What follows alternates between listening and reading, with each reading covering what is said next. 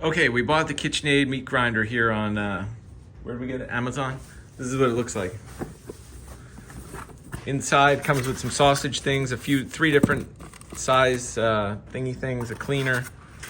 I don't quite know what that's for yet, but we'll figure it out. Over here, we've set it up. We're ready to try it out on the front end of our KitchenAid. All you gotta do is turn that little thing, push the thingy in, tighten that on there, and you're ready to go. You're gonna drop some meat in there. It's gonna squirt out there. Done. First, you're gonna wanna chop your meat. Don't forget to wear gloves. Just kidding. Don't chop your fingers off.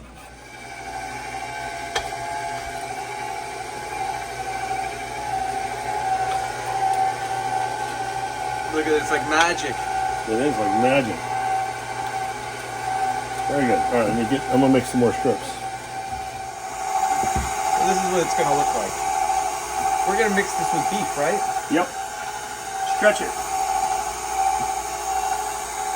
Okay, so we ground a whole bowl of lamb here. It came out. Let's see how much waste it left in there.